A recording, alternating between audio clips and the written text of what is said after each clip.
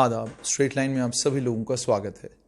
Social distancing के कानून को ध्यान में रखते हुए और जितनी भी गाइडलाइंस होम मिनिस्ट्री की तरफ से या खुद प्रधानमंत्री ने जितनी बातें कही हैं कोविड-19 को लेकर, उन तमाम चीज़ों को ध्यान में रखते हुए मेरे साथ इस समय हैं भारतीय जनता पार्टी के उपाध्यक्ष और पार्टी के बड़े नेताओं में से श्यामलाल शर्मा जी। श्याम जी, आपका बहुत बहुत स्वागत है। आपका भी बहुत बहुत बहुत धन्यवाद। श्याम जी, सबसे पहले मैं बार बार ये सवाल पूछता रहता था कि एक लंबा समय हो गया आपको बीजेपी में, लेकिन पार्टी को क्या ये मालूम नहीं कि आप किस कद के नेता हैं और पार्टी के अंदर आपकी अभी तक पोजीशन कोई सुनिश्चित क्यों नहीं हुई। लेकिन उसके बाद अब ये जिस वक्त पार्टी की एक्सपेंशन हुई है, नए प्रदेश अध्यक्ष दोबारा से रविंद्र रैना बने हैं, आपको पार्टी का उपाध्यक्ष बनाया गया है। क्या ये माने कि बीजेपी में टैलेंट, कैपेबिलिटी यही क्राइटेरिया है और ये क्राइटेरिया नहीं है कि आप दिल्ली में किस नेता के कितने करीब हैं? देखिए, मुझे लगता है आपने जितने भी मेरे इंटरव्यू आज से पहले लिए तो आपका पहले यही प्रश्न चिन्ह होता था कि आपको अभी तक पार्टी ने एक्नॉलेज नहीं किया है, जहाँ जो आपका स्थान बनता है वो नहीं दिया है। और मैं हमेशा कहता था कि भारतीय जनता पार्टी में जो इनकी कार्यप्रणाली है, जो काम करने का इनका तरीका है, तो वो देख लेते हैं। और यहाँ पे सारे कार्यकर्ता हैं। ये है कि हमें एक ड्यूटी असाइन की गई है, उसके लिए मैं भारतीय जनता पार्टी और प्रदेश के भी जो मेरे कोलीग हैं और जो नेतागण हैं उनका धन्यवाद करता हूँ, और अपनी हाई कमांड का, भारतीय जनता पार्टी के हमारे अध्यक्ष और प्राइम मिनिस्टर साहब का और पूरी टीम का, और हमारे इंचार्ज हैं अविनाश राय खन्ना जी, और यहाँ की टीम का धन्यवाद करता हूँ। और मैं उस समय भी आपको कहता था कि यहाँ काम को देखा जाता है, नाम को नहीं देखा जाता।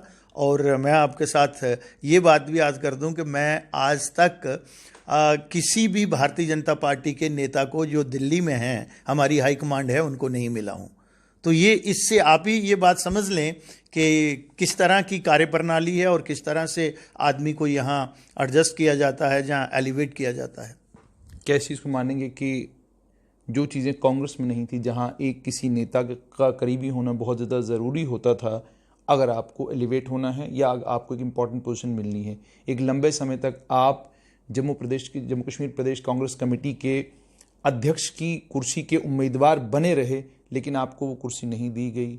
क्या आपको आज ये वो दुख, वो मलाल जो है वो ख़त्म हो गया कि ठीक है, आप कम से कम बीजेपी ने तो पहचान लिया 10 महीनों में कि श्यामलाल शर्मा की अहमियत और उसकी इम्पोर्टेंस क्या है? जुनेद जी, आप मुझे बहुत अच्छी तरह जानते हैं। मैं अपने नाम के पीछे या अपनी एडजस्टमेंट के पीछे कभी भी मेरा वो काम करने की अभिलाषा नहीं रही है। मेरा ये रहा है कि कम से कम हम जिस काम के लिए पॉलिटिक्स में, राजनीति में आए हैं, तो हम लोगों के जो यहाँ के उनके फंडामेंटल राइट हैं और जो उनके हकूक़ हैं, वो उनका हम जो है अपनी कार्यनिष्ठा से उनका निर्वाह करें।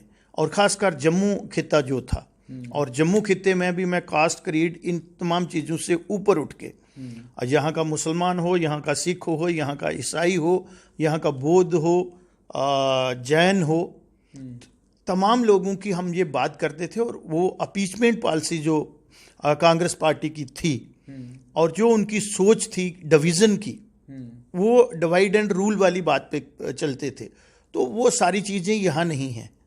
यहाँ कार्यकर्ता को पूरा सम्मान दिया जाता है और समाज को जोड़ने की कोशिश की जाती है। जो हम बाहर ये कहते हैं आरएसएस ये कर रहा है, विश्व हिंदू परिषद ये कर रहा है, बाकी चीज़ें ये कर रही हैं, और मुझे तो कांग्रेस में रहते हुए ये कहते थे कि ये आरएसएस का और विश्व हिंदू परिषद का आदमी है। जब मैं जम्मू की बात करता था, जहाँ देश के हित की बात करता था, तो वो तो दूसरे फतवे देते थे। तो यहाँ वो बात नहीं है और काम करने का मज़ा आता है कि एक ग्रास रूट लेवल के वर्कर से लेके, कार्यकर्ता से लेके ऊपर तक जो है, तो वो सारे जब बैठे हैं, हम तो कार्यकर्ता हैं। यहाँ वो प्रोटोकॉल नहीं है।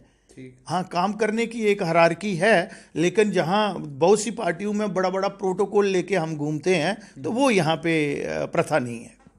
श्याम जी, बात करेंगे अब जम्मू कश्मीर बैंक की रिक्रूटमेंट को लेकर एक नोटिस आया और नोटिस के फ़ौरन बाद ताबड़तोड़ हमले जो हैं आपके प्रदेश अध्यक्ष पर नौजवानों ने करने शुरू कर दिए। वो कह रहे हैं जी, प्रदेश अध्यक्ष तो वादा कर रहे थे कि जेके बैंक की जो रिक्रूटमेंट है उसमें IBPS के ज़रिए रिजल्ट दोबारा से निकाला जाएगा, स्क्रैप नहीं होगी। आज स्क्रैप हुई है। आप इस फैसले को कैसे देखते हैं? और दूसरा, जो प्रदेश अध्यक्ष को लेकर बच्चे टिप्पणियां कर रहे हैं या जिस तरीके की बातें करी जा रही हैं, उनको किस तरीके से देखते हैं? देखिए, मैं जहाँ कहता हूँ कि यहाँ जम्मू कश्मीर में जो राजनीति है वो पॉलिटिक्स हम for the sake of politics करते हैं। कंस्ट्रक्टिव जो हमारी एक राजनीतिक अप्रोच होनी चाहिए। हम विपक्ष का काम है, हम भी इस समय विपक्षी हैं, हम भी इस समय यहाँ पक्ष में नहीं है। और यहाँ जो 30 साल से एक कल्चर डेवलप हो गया है ब्यूरोक्रेसी का या दूसरी चीज़ों का काम करने का तरीका, मिलिटेंसी भी यहाँ रही है, लेकिन इलेक्टेड गवर्नमेंट यहाँ पे जो रही भी हैं मैंने वो सारी देखी हुई हैं। और यहाँ एक वर्क कल्चर जो है वो डेवलप हो गया है। जहाँ तक JNK बैंक की बात है तो ये जितना भी मुद्दा था, इशू जब हमारे सामने आया, मैं भी उस समय भारतीय जनता पार्टी में आ गया था और आपको पता है कि आप लोगों के माध्यम से भी ये आया, तो उस समय हमने 2-3 लोगों को पार्टी ने आगे किया और हमने इसको डील किया, जिसमें अभिनव शर्मा जी भी थे, मैं भी था। और मैंने उस समय के गवर्नर को चिट्ठी लिखी, सत्यपाल मलिक जी थे, उनको एक खत लिखा कि यहाँ ये एक तो होता है कि कहीं थोड़ी बहुत गलती हो, ग्रॉस वायलेशन हो रही है रिक्रूटमेंट रूल की, क्योंकि JNK बैंक जो था वो state with in the state बन गया था। वो जो उन्होंने किया कि PO की पोस्ट के लिए भी वो डिस्ट्रिक्ट का क्राइटेरिया जो थे वो बनाने जा रहे थे, हालांकि जो नोटिफिकेशन नोटिस था उसमें ये सारी बातें मेंशन नहीं थी। और बहुत ही एक अच्छे लायर ने ये बात कही कि ये हम हाई कोर्ट में नहीं जा सकते हैं, क्योंकि वहाँ ये प्रोविजन ही नहीं रखा था कि जम्मू कश्मीर बैंक के केस को जो है वो हाई कोर्ट जो है वो डोमेन हो सकता है। वो सेशन जज तक रखा हुआ था, वो आज समझ सकते हैं क्यों रखा गया था, डेलिबरेटली रखा गया था। तो जम्मू कश्मीर बैंक, नाम तो उसका जम्मू कश्मीर बैंक था, लेकिन अब आप देख रहे हैं कि चाहे वो डिपॉजिट हो, चाहे नौकरियां हो या दूसरी चीजें हों, तो उसमें शेयर कौन किन लोगों का है। हमारी वहां पे अगर रेशो देखेंगे, एम्प्लॉयमेंट की रेशो अगर जम्मू के लोगों की देखेंगे, जम्मू के तमाम हिंदू मुस्लिम सबको लेके चल रहा हूं, तो 10% से ज्यादा नहीं है। और अगर हम हमारा डिपॉजिट देखेंगे तो वो 80% से ऊपर है। और जो डिफॉल्टर भी हैं, 20,000 करोड़ रुपया जो है वो NPA है जम्मू कश्मीर बैंक के इस समय। तो मुझे नहीं लगता है 2,000 करोड़ से भी ज्यादा अमाउंट जम्मू के किसी आदमी ने कोई डिफॉल्टर होगा। इन टोटलिटी 2,000 करोड़ बोल रहा हूँ। 18,000 करोड़ रुपया जो है वो चाहे जम्मू कश्मीर के बाहर के लोग और चाहे कश्मीर के लोग, आप देख रहे हैं कि कौन कौन लोग हैं। 200 करोड़ की, 300 करोड़ रुपए की उन्होंने जो है वो फ्रॉडुलेंट ड्रॉल हुआ है। फ्रॉडुलेंट वर्ड मैं यूज कर रहा हूं, और आज उन लोगों को सजा भी मिल रही है। तो जब हमारे नोटिस में आया, और मैं तो इन चीजों को जानता था, और फिर मैंने एक चिट्ठी लिखी 5 पॉइंट कि रिक्रूटमेंट का प्रोसीजर क्या होता है, रिक्रूटमेंट रूल क्या स्पीक करते हैं, और उस पर फिर उन्होंने उधर से मेरे साथ बात भी की। मैंने कहा ये तो ग्रॉस वायलेशन है। यहाँ तो जो उनका 4th रैंक का एम्प्लॉई है वो भी ट्रांसफर है आउट ऑफ स्टेट, तो ये डिस्ट्रिक्ट काडर तो यहाँ हो ही नहीं सकता। और PO जो है वो स्टेट लेवल की पोस्ट है ना, अक्रॉस द स्टेट दूसरी स्टेटों में भी वही पोस्ट होते हैं। तो इसलिए उस समय बहुत हमारी पार्टी ने, खसूसन तौर पर उस समय भी रविंदर रैना जी थे, हमने भी कोशिश की, अभिनव शर्मा जी ने भी किया, और कोर्ट तक, और फिर बातें भी हुई, इवन गवर्नर साहब से भी ये सारी बातें हुई। और आज आप देख रहे हैं कि कितने स्केल्टन बाहर निकल के आ रहे हैं। तो वो उसकी एक शुरुआत ही गलत हुई है, क्योंकि सिलेक्शन बिल्कुल ठीक तरीके से हुई है। मैं उसको चैलेंज नहीं करता कि जिस एजेंसी ने करी हुई है, जम्मू के बच्चे ज्यादा आए तो वो अपनी काबिलियत से ज्यादा आए, पहली बार ऐसा बात हुई। लेकिन जहां से उसकी नींव ही गलत रखी गई थी कि उसको आप डिस्ट्रिक्ट काडर तक ले गए, तो वो जब डिस्प्यूट कहां से बना, वो वहीं से बना जब आप डिस्ट्रिक्ट तक ले गए, जहां के कार्डराइजेशन है ही नहीं जम्मू कश्मीर बैंक में। यहां स्टेट डिस्ट्रिक्ट की बात ही नहीं है, कार्डर रैंकिंग है उनकी, ऐसे रैंकिंग कहा जाता है। तो वो वायलेशन थी। और जब स्केल्टन बाहर आना निकल लगे, तो आज आप देख रहे हैं कि CBI भी और यहाँ की जो ब्यूरो है जम्मू कश्मीर की, वो उसकी इन्वेस्टिगेशन कर रही है। उसी में मुझे लगता है कि ये जो सिलेक्शन लिस्ट थी, जब पूरा इशू जो है, पूरा JNK बैंक जो है वो उस पर एक प्रश्न चिन्ह लग गया। और हमने ये भी कहा कि इससे पास्ट भी जितनी सिलेक्शन हुई है आप उनको भी थॉरोली इन्वेस्टिगेट करिए, और जितने भी यहाँ पे इस किस्म के फ्रॉड हुए हैं उनको आप ये स्केल्टन बाहर लाइए। तो उस जद में मुझे लगता है ये लिस्ट भी आ गई। और अगर हमारे बच्चे यहाँ पहले आए हुए थे और वो फिर भी उसके बाद भी, हालांकि अगर हम उस तरीके से देखें तो जब ये एक बेसिक इशू जो था उस पे ही सारा प्रश्न चिन्ह आ गया और वो इन्वेस्टिगेशन में चला गया। कोर्ट में है, सब जुडिशियस भी हो गया, इन्वेस्टिगेशन एजेंसियां दो जो हैं वो उसकी इन्वेस्टिगेशन कर रही हैं, तो वो लिस्ट भी उसी में आ गई। लेकिन उसके बाद भी हमारे अध्यक्ष ने, मैं उस दिन ऑफिस में बैठा हुआ था जिस दिन उनके पास बच्चे आए, और उसके बाद वो चल के जो हैं principal secretary to the lieutenant governor से जाके मिले हैं, वहां से लेके हेड ऑफिस से अपने से जो हमारा कार्यालय है भारतीय जनता पार्टी का, तो वो गवर्नर हाउस गए हैं। ये एक सिंसियरिटी होती है किसी पार्टी की, और लीडरशिप की सिंसियरिटी को हमने देखना है।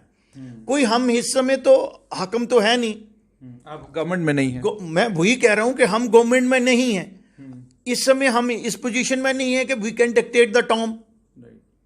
हम अपने लोगों को रिलीफ कर देने में जो हमारी अप्रोच है, अगर उसमें कोई कमी हो तो हम उसके कसूरवार हैं, हम लोगों से माफी भी मांग लेंगे। लेकिन सिंसियर एफर्ट्स जो हैं हमारे अध्यक्ष ने और बाकी तमाम साथियों ने की है, उसमें हमें किंतु परंतु में नहीं जाना चाहिए। और अब इन लोगों के पास काम नहीं रहा है, अपोजिशन जो भी पार्टी हो, ये पहले तो उनकी सपोर्ट में आए नहीं उस समय, क्योंकि खुद इन्वॉल्व थे JNK बैंक में, चाहे वो कांग्रेस के हों या दूसरे हों, या नेशनल कॉन्फ्रेंस ने तो इसको अपना जद्दी पुश्ती बैंक बना लिया था। तो आज उनको तकलीफ तो हो रही है, तकलीफ उनको और कहीं हो रही है। तो इंस्टिगेट जो है वो इन बच्चों को कर रहे हैं। मैं इन बच्चों से गुजारिश करूंगा कि आपकी काबिलियत आपके पास है, अब दोबारा नोटिफिकेशन निकल गया है, और जो आपको डर था कि स्टेट के बाहर वाले आ जाएंगे, अब तो डोमिसाइल भी भाई यहाँ पे कंपलसरी, वो राइडर भी यहाँ पे लग गया। तो और अब क्या चाहते हैं बच्चे वो मुझे जानकारी नहीं है, लेकिन एक्सप्लॉइटेशन जो है जो लोग कर रहे हैं, और चाहे इसको, क्या श्याम जी आप ये कहना चाहते हैं कि जो Bharatiya Janata party as a party के तौर पे जितनी कोशिश कर सकती थी इन बच्चों के हक में, उतनी उन भारतीय जनता पार्टी ने की, मगर सरकार ने पार्टी की बात नहीं सुनी? मैं बोलता हूं कि जब पार्टी की डेफिनेशन क्या है, जब मेरी पार्टी के अध्यक्ष जो हैं वो बच्चों के डेपुटेशन के साथ जाते हैं, यहां तो आज एक ही इंस्टीट्यूशन है ना, lieutenant governor, he is head of the state, उसके पास जाते हैं और उनको ये कहा जाता है कि हम ये इनके साथ इंसाफ करेंगे। अब अगर जस्टिस नहीं किया तो मैं अगर आपके केस को प्लीड कर रहा हूं, मैं सिंसियर एफर्ट के साथ कर रहा हूं और किसी भेदभाव और लगाव के बगैर कर रहा हूं, तो मुझे लगता है कि उसको तो अप्रिशिएट करना चाहिए कि पार्टी का अध्यक्ष बच्चों के साथ चल के, और हमें जाना भी चाहिए। मैंने कहा ना कि यहां भारतीय जनता पार्टी में लीडर कोई नहीं है, कार्यकर्ता हैं, चाहे वो हमारी पार्टी के अध्यक्ष हैं, दूसरी बार वो रिपीट हुए हैं, लेकिन गए हैं और उनकी सिंसियर एफर्ट्स थी। तो इसको अगर आज कोई एक्सप्लॉइट कर रहा है, मैं उनको ये कहूंगा बच्चों को कि कोर्ट ऑफ लॉ वहां पे है, हमारे पास अच्छे अच्छे वकील हैं, हम उनका केस लड़ते हैं, हम गवर्नमेंट को डिफेंड थोड़े कर रहे हैं। मैंने कह दिया कि इस समय एक ब्यूरोक्रेटिक सेटअप है। क्या आप ये कह रहे हैं श्याम जी कि आप अभी भी इन तमाम बच्चों के साथ हैं जो परेशान हैं और आज के दिन भी ये डिमांड कर रहे हैं कि रोल बैक किया जाए इस डिसीजन को? देखिए, उनके साथ हम खड़े हैं, पहले भी खड़े थे, आज भी खड़े हैं, आगे भी खड़े रहेंगे। और अगर वो कोर्ट चले जाते हैं, कहीं चले जाते हैं, तो उनको सपोर्ट करेंगे ना। हमारे पास, हम अपनी पार्टी के या दूसरे लोगों को हम उनको लायर करके देते हैं, जैसे पहले करके दिया था, उनसे पैसे थोड़े लिए थे। जब ये सारी बातें हुई हैं तो उस समय भी तो अभिनव शर्मा और उनके साथियों ने ये केस लड़ा हुआ है ना। तो हमारी जो हमदर्दी है, हमदर्दी हमारी ये है कि उन बच्चों ने मेहनत की हुई है। तो ये भी आप कह रहे हैं कि मतलब कि अगर आप सरकार आपकी होती, एक डेमोक्रेटिक सेटअप होता, तो शायद इस तरह का मामला नहीं बनता। देखिए, बैंक फिर भी आपको पता है कि एक ऑटोनमस पार्टी थी, लेकिन अब हमने उसको अकाउंटेबल बनाया है, बिल्कुल आरटीआई में लाया है। तो आप देखिए, आरटीआई लाया है, उसकी हाईकोर्ट की जुडिक्शन बना दी हमने, पहले नहीं थी। तो ये सारी चीजें जो हैं, हमने उसको जो लोगों के राइट्स हैं उनको प्रोटेक्ट करने के लिए, बच्चों के राइट्स को प्रोटेक्ट करने के लिए हमने रूल जो हैं या कानून जो हैं उस तरीके से जो है, जो हम कर सकते हैं, उसको शेप देने की कोशिश की। हो सकता है कि लेफ्टिनेंट गवर्नर ने इस तरीके से सोचा हो, और कुछ लोग स्टेट के बाहर से आके कुछ ऐसी ऐसी बातें कर रहे हैं। मैं उन लोगों से भी गुजारिश करूंगा कि आप कॉन्स्टिट्यूशनल पोस्टों पर रह के, अगर आप लोगों को कोई पर्सनल कोई ऐसी बातें हैं तो आप करें, लेकिन जो कॉन्स्टिट्यूशनल पोस्ट होती है उसका पास होना चाहिए आदमी को। श्याम जी, यहाँ आना चाहूँगा। पूर्व राज्यपाल सत्यपाल मलिक जून के महीने में जून 2018 में जम्मू कश्मीर आते हैं। उसके बाद अक्टूबर के महीने में रिक्रूटमेंट का ये प्रोसेस होता है। अगस्त 5, 2019 वही राज्यपाल थे। 31 अक्टूबर 2019 तक वही राज्यपाल थे। यानी पूरा 1 साल आप जम्मू कश्मीर के राज्यपाल रहे। और उसके बाद आप जब यहाँ से बाहर चले जाते हैं, 1 साल आपने जम्मू कश्मीर बैंक में क्या किया, 1 साल आपने इंक्वायरी क्यों नहीं की, 1 साल आपने इस एग्ज़ाम को दोबारा क्यों नहीं करी, वो बहुत सारे सवाल हैं। क्या आपको नहीं लगता कि अपना बंदा जिसको बीजेपी ने कहा था वो सिर्फ और सिर्फ इसलिए आजकल बयानबाजी कर रहा है क्योंकि 31 अक्टूबर के बाद उसको जम्मू कश्मीर का राज्यपाल नहीं रहने दिया गया और गोवा भेजा गया? मुझे लगता है कि वो कॉन्स्टिट्यूशनल हेड थे और कभी कभी मैं नहीं कहना चाहता क्योंकि कोई लोकतांत्रिक सरकार थी नहीं, वो तो माल सर्वे सर्वा थे। मैं वही बात कर रहा हूँ कि मैं अब कानून साज रहा हूँ 2 बार और वो मुझे अपनी रिस्पॉन्सिबिलिटी का पास है कि मेरी यूरिडिक्शन क्या है। लेकिन मैं ये बात वही कहा है कि स्टेट के बाहर उनको तो अप्रोप्रिएट टाइम मिला और सिंगल मैन आर्मी थे, वो 1 साल थे और इतना बोलते थे अभी भी। और उन्होंने तो उस इंस्टीट्यूशन को भी गाली दी है, अगर उस बात पे जाना हो जो होना नहीं चाहिए। जो उनके प्रेडिसेसर रहे हैं बहुत ही हाई डिग्निटी के लोग रहे हैं। जनरल सिन्हा थे, के.वी. कृष्ण राव थे, इवन जो इमीडिएटली उनके प्रेडिसेसर एन बोरा 1956 बैच के वो आईएएस अफसर हैं और आप देखेंगे कि उन्होंने किस किस हायरार्की के साथ काम किया हुआ है। प्रधानमंत्री अटल बिहारी वाजपेयी के साथ रहे हैं, अरे इंद्र कुमार गुजराल के साथ रहे हैं और महापंजाब जो होता था प्रताप सिंह कैरो के सबसे पहले वो एसडी रहे हुए हैं। हम इतिहास में गए बिना उनकी पृष्ठभूमि को देखे बिना कुछ भी बोलते रहते हैं। ये नॉन सीरियस जो है वो एक कॉन्स्टिट्यूशनल पोस्ट पे बैठे हुए जो लोग हैं उनको इस तरह का बिहेव नहीं करना चाहिए। क्या शाम नहीं करूंगा। क्या श्याम जी, आपको ये नहीं लगता कि इस समय जम्मू कश्मीर में हालात हैं, एक तो हम कोविड से लड़ाई लड़ रहे हैं, आतंकवाद ने कश्मीर में अलग से परेशान कर रखा है, इसके बीच में क्या आपको नहीं लगता कि हर आदमी को बड़ी एहतियात करनी चाहिए बात करने में, बयान देने में? कोई भी बयान जिस बयान से जम्मू कश्मीर के अंदर कोई बड़ा हड़कंप हो जाए और एडमिनिस्ट्रेशन के लिए परेशानी बन जाए, क्या आपको नहीं लगता कि सरकार को इसका नोटिस और संज्ञान फौरन लेना चाहिए और राज्यपाल महोदय को थोड़ा समझाना तो चाहिए? नहीं, मैं उसमें नहीं जाऊंगा, ये तो टॉप हायरार्की की बात है। लेकिन वो रिस्पॉन्सिबल पर्सन है और बड़ी सेंसिटिव स्टेट है।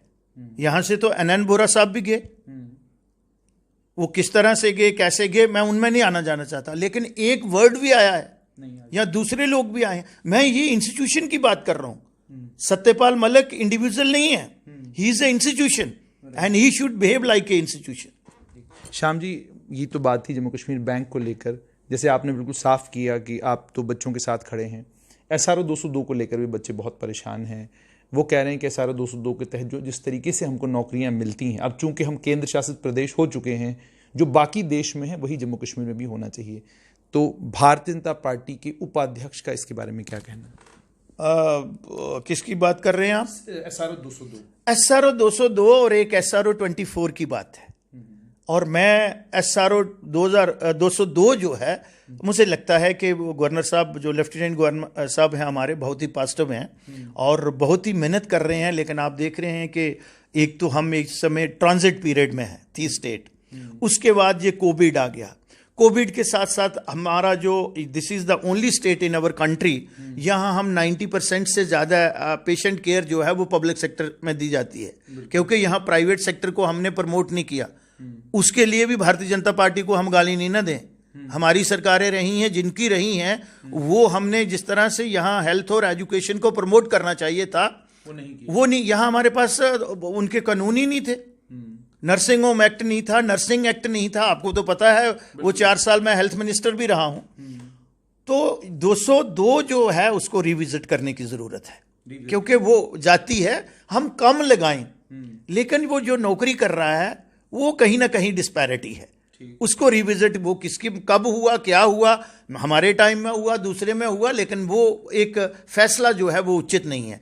उसी तरीके से ये SRO 24 की बात कर रहा हूं। ये जो बच्चे बच्चियां हमने नर्सेज, पैरामेडिक्स, ये जो है डिग्री जो हमारे रूरल के मेडिकल कॉलेज बने, चाहे वो रजौरी का हो डोडा हो, अनंतनाग हो, बारामूला हो और कठुआ हो, यही अभी फंक्शनल हुए हैं।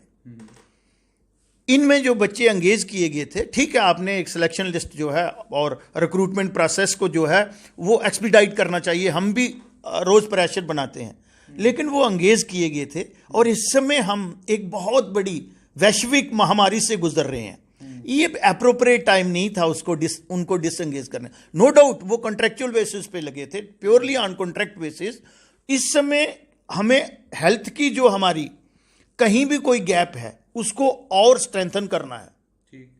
ऑलरेडी हम गवर्नमेंट ऑफ इंडिया ही हमें सपोर्ट करती है, जितने भी अमालूमेंट्स होते हैं, बाकी चीजें होती हैं, वो गवर्नमेंट ऑफ इंडिया ही देती है। हमने तो अपने रिसोर्स बनाए नहीं ना, लेकिन क्या फर्क पड़ जाता 3 महीने और। ये इस समय उचित नहीं था। ऑलरेडी हमारे पास डेफिसिट है, चाहे वो डॉक्टरों का हो, पैरामेडिकल का हो। अगर हम रेशो देखेंगे 1:8 की, 8 बेड पे 1 नर्स चाहिए, और यहां आप देखेंगे 40 पे 1 होगी।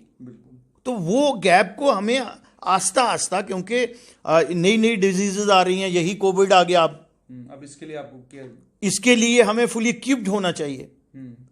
और गवर्नमेंट ऑफ इंडिया और यहाँ की जो प्रशासन है वो दिन रात इसमें लगे हुए हैं, और ऊपर वाले के अभी थोड़ी बहुत आशीर्वाद है यहाँ हमें, लेकिन ये समय उचित नहीं था। और SRO 202 जो है उसको रिविजिट करने की जरूरत है। और इसी के साथ एक और इशू है जो नीड बेसिस का है, कैजुअल लेबर का है, ITI ट्रेंड का है। वो जो लगे हुए हैं 61,000 62,000 जितने भी हैं, वो एज पर रिक्वायरमेंट लगे हुए हैं, उसको भी एड्रेस करने की जरूरत है। लेकिन अप्रोप्रिएट टाइम इस समय नहीं है। 202 को विजिट करे सरकार, और 24 वालों को एक बार फिर उनको 2 महीने 4 महीने हम इस जो ये महामारी है कम से कम इस इमरजेंसी से बाहर आ जाएं, और बच्चों भी जो हैं वो मेंटली प्रिपेयर हो जाएं। और उन्होंने मेहनत की इसमें, और उनको आप एक दिन ये नोटिस दे देते हैं कि आप डिसएंगेज हो गए। और मुझे लगता है कि इसको गवर्नमेंट को सीरियस थॉट देनी चाहिए। श्याम जी, आपने हेल्थ केयर की बात की। कोरोना से तो लड़ाई लड़ ही रहे हैं, लेकिन कोरोना के साथ में दिल के मरीज़ हैं, आपके गैस्ट्रोएंटरोलॉजी के मरीज़ हैं, उसके अलावा अलग अलग कैंसर के पेशेंट हैं, और भी बहुत सारी परेशानियां हैं जिनको लेकर लोग अस्पतालों में आ रहे हैं। रजौरी से कोई पेशेंट आ रहा है, पुंछ से कोई पेशेंट आ रहा है, उसको डॉक्टर नहीं मिल रहा। और हालत ये है कि जो सीनियर डॉक्टर हैं वो कहते हैं जी आप वीडियो कॉन्फ्रेंसिंग पर आ जाएं, हम आपको वहाँ देखेंगे, लेकिन हम आपको देखेंगे नहीं, हम मिलेंगे नहीं आपसे। ठीक है, ये सूरत हाल है। तो आपसे ये जानना चाहूँगा कि क्या आप अपने ऑफिस को इस्तेमाल करके, या जो आप उपाध्यक्ष हैं भारतीय जनता पार्टी की, क्या ये आप लेफ्टिनेंट गवर्नर के साथ इन इशू को टेकअप करेंगे कि जो कोविड की लड़ाई है वो तो एक तरफ, लेकिन कोविड के अलावा जो बाकी बीमारियां हैं उनके जो स्पेशलिस्ट हैं, उनके जो HOD हैं या उनके जो डॉक्टर्स हैं, वो लोग ना तो अस्पताल आके राजी, ना पेशेंट को देखकर राजी, वो घरों के अंदर दुबक कर बैठे हुए हैं और आना ही नहीं चाहते। तो एक तो इससे समझना चाहूँगा। दूसरा ये कि पेरिफेरी में हॉस्पिटल्स हैं, वहाँ पर भी इसी तरह की परेशानियाँ लोगों को आ रही हैं, तो आप तक भी जानकारी आई होगी, वो भी अगर आप काइंडली शेयर करें। देखिए, मैंने पहले यहाँ कहा दिया कि यहाँ प्राइवेट सेक्टर नहीं है, जहाँ सारा पब्लिक सेक्टर ही है। और ये जो लाइफ कंज्यूमिंग डिजीज से या इस किस्म की डिजीज के बारे में आप बात कर रहे हैं, वो डे टू डे जो है, जिस तरह से आप हार्ट पेशेंट की बात कर रहे हैं, किडनी पेशेंट की बात कर रहे हैं, जहाँ इमरजेंसी जो डेवलप हो जाती है, और हमारे आज बहुत से ऐसे सब डिस्ट्रिक्ट हॉस्पिटल भी हैं, डिस्ट्रिक्ट हॉस्पिटल जिनमें ब्लड बैंक भी नहीं है, वो फुली इक्विप्ड नहीं है हम। तो उसके लिए अब गवर्नमेंट को, क्योंकि कभी कभी हम जो एडवाइजरी आती है, जहां हमें काम नहीं करना होता है, वहां हम कानून की जो है वो आड़ ले लेते हैं। यहां हमें अपना इंटरेस्ट होता है तो हम उन चीज़ों को इग्नोर करते हैं। ये कहीं ना कहीं ये चीज़ें आ रही हैं कि मिनिस्ट्री ऑफ होम अफेयर्स ने ये एडवाइजरी निकाली हुई है जी।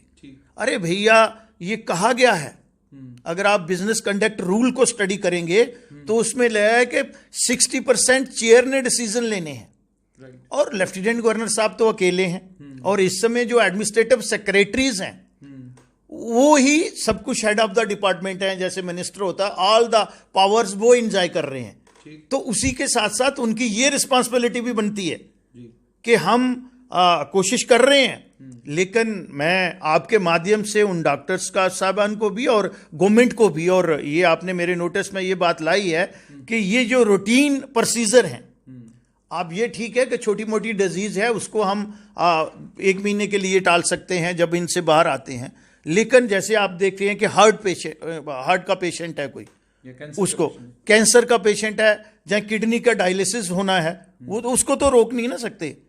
अगर उसको आप प्रोलॉन्ग करोगे तो सीधा डेथ है, वो तो कैजुअलिटी बढ़ाएगी आपकी। तो मुझे लगता है कि इसको गवर्नमेंट को सीरियस थॉट देनी पड़ेगी। कल मेरा इन राइटिंग में भी जाएगा, एडमिनिस्ट्रेटिव सेक्रेटरी को भी जाएगा, जो आज वो फाइनेंशियल कमिश्नर हैं अतुल डुल्लू जी, और ठीक ठाक काम करने वाले ऑफिसर हैं, लेकिन इस समय प्रेशर बहुत है। और इसी तरीके से लेफ्टिनेंट गवर्नर साहब को भी जाएगा और वो एड्रेस करेंगे। हमने जो जो इशू भी उनके सामने लाए हैं, चाहे वो बिजनेस कम्युनिटी के थे, लेबर के थे, अभी हमारे स्टूडेंट्स जो बाहर थे आपने देखा, अब हमारी लेबर जो 40,000 से ऊपर बाहर है, इसी तरीके से डोडा, किश्तवाड़, पुंछ, यहाँ के लेबर जो हिमाचल में थी, चाहे वो ऑन फुट आए तो उनको क्वारंटाइन करके कठुआ में रख के, तो वो अपने अपने घरों में, लेकिन एक एक्स्ट्रा ऑर्डिनरी सिचुएशन को हम फेस कर रहे हैं। श्याम जी, आपसे जानना चाहूँगा कि बड़ा हैरान करने वाला फैसला है, डिवकॉम कश्मीर ने ऑर्डर निकाला और कहा 3 दिनों के अंदर अंदर वहाँ पर private hospitals, private health clinics को कहा कि आप अपना कामकाज शुरू कर दें और आपको सारे मैंडेटरी प्रोटोकॉल्स जो हैं वो सारे फॉलो करने होंगे, सोशल डिस्टेंसिंग का और बाकी तमाम चीज़ें। जम्मू, और वो कहाँ कह रहे हैं, जहाँ पर लगभग 400 के ऊपर, 500 के ऊपर केसेस हैं, जहाँ सिर्फ 60 केसेस हैं, और 60 में से भी आपके 30 जो हैं लोग रिकवर कर चुके हैं, और 28 ही लोग इस वक्त आपके पास, 27 लोग आपके पास इस वक्त जो हैं वो अभी भी जो जिनका इलाज चल रहा है। समझ नहीं आ रहा कि यहाँ इतनी घबराहट क्यों है प्राइवेट क्लिनिक्स को खोलने में, प्राइवेट हॉस्पिटल्स को खोलने में, या प्राइवेट हेल्थ केयर को इजाज़त देने में कि भाई कम से कम जो बचा खुचा हमारे पास है कम से कम वो तो शुरू हो सके। मुझे लगता है कि इसको डायरेक्ट जो है वो डिप्टी कमिश्नर जो है वो डील कर रहे हैं। मैं भी, मेरी पार्टी ने ड्यूटी लगाई थी हमारी 3 आदमियों की कि जितनी भी स्टेट से आपको कोई बाहर से लोगों की कंप्लेन आती हैं, जहाँ अप्रोच करते हैं, तो एडमिनिस्ट्रेशन के साथ लाइजनिंग की ड्यूटी थी। बट बहुत से ऑफिसर्स जो हैं वो कहीं ना कहीं, एक तो एक्स्ट्रा ऑर्डिनरी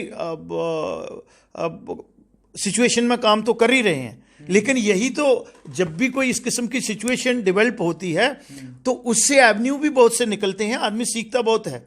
ये सिर्फ अपने आप को कवर लेके, शील्ड लेके बैठ जाते हैं कुछ ऑफिसर। कुछ ऑफिसर्स तो यहां तक कि उन्होंने अगर एक डिस्ट्रिक्ट का दूसरे डिस्ट्रिक्ट में उसके पासेस है, एक्सेस है, तो वो बंद करिए दिए थे। और मैंने उनको बोला भाई यहां कॉमन सेंस को इस्तेमाल करो।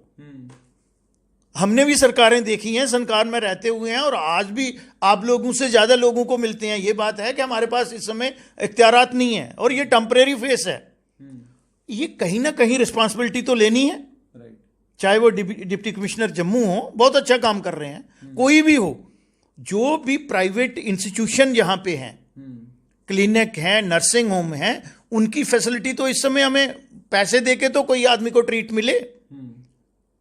नारायणा था, उसका भी अभी आप देखेंगे तो इन चीजों की तरफ अगर कश्मीर के डिबकाम ने किया है तो वो गवर्नमेंट की, this is a policy matter. तो पूरी स्टेट के लिए एक ही पॉलिसी होनी चाहिए ना। तो आप भी लेफ्टिनेंट गवर्नर साहब इसको टेकअप करेंगे? नहीं, मैं तो जरूर करूंगा। मेरे नोटिस में तो मैं तो यहाँ लोकल एडमिनिस्ट्रेशन से भी बात करूंगा, मैं डिबकाम जम्मू से भी बात करूंगा, और डीसी साहबान को भी कहूंगा, और लेफ्टिनेंट गवर्नर साहब ने ही थोड़ा सारा करना है। ये तो मैंने कहा है ना कि आप चेयर ने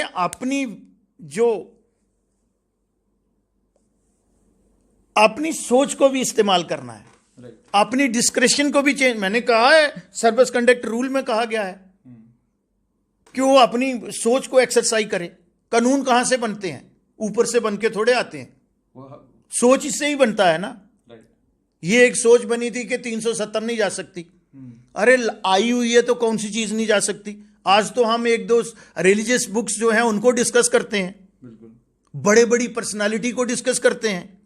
तो ये चीजें एक धारणा बना लें, तो मुझे लगता है उसके लिए थोड़ा फ्रंट फुट पे आके और तमाम प्रिवेंटिव मेजर लेके एडवाइजरी को भी स्ट्रिक्टली फॉलो करें। और उसके साथ साथ अब तो प्राइम मिनिस्टर साहब ने भी ये कहा है, जान भी और जहान भी, तो जान तो तभी बचेगी। मैंने कहा है कि अगर सरकारी हॉस्पिटल में जो गवर्नमेंट है, पब्लिक सेक्टर में पेशेंट केयर दी नहीं जा रही, प्रोसीजर को प्रोलॉन्ग किया जा रहा है और उसको इमीडिएटली रिक्वायर्ड है, तो प्राइवेट हेल्थ केयर में ही होगा। तो वो अगर वहां अवेलेबिलिटी नहीं है तो प्राइवेट में हो। तो ये चीजें जो हैं इन पे मुझे लगता है कि वो गौर कर रहे होंगे, लेकिन इमीडिएट हम भी उनके नोटिस में लाएंगे। बहुत बहुत शुक्रिया। तो ये थे भारतीय जनता पार्टी के उपाध्यक्ष श्यामलाल शर्मा, जिन्होंने साफ तौर पर दो बातों की और ध्यान दिलवाया। एक तो ये SRO 24 को लेकर बिल्कुल साफ तौर पर ये कहा कि उन बच्चों के साथ ज्यादती हुई है, उसको रीलुक करना चाहिए। लेकिन बड़ी बात ये कि जम्मू कश्मीर बैंक रिक्रूटमेंट मामले में भारतीय जनता पार्टी के उपाध्यक्ष का साफ तौर पर यह कहना है हम बच्चों के साथ खड़े हैं और अगर बच्चे कोई लीगल रिकोर्स लेते हैं पार्टी उनकी पूरी मदद करेगी। दीजिए इजाजत, फिर हाजिर होंगे किसी ऐसी शख्सियत के साथ और बात करेंगे इन्हीं तमाम मुद्दों पर। आदाब।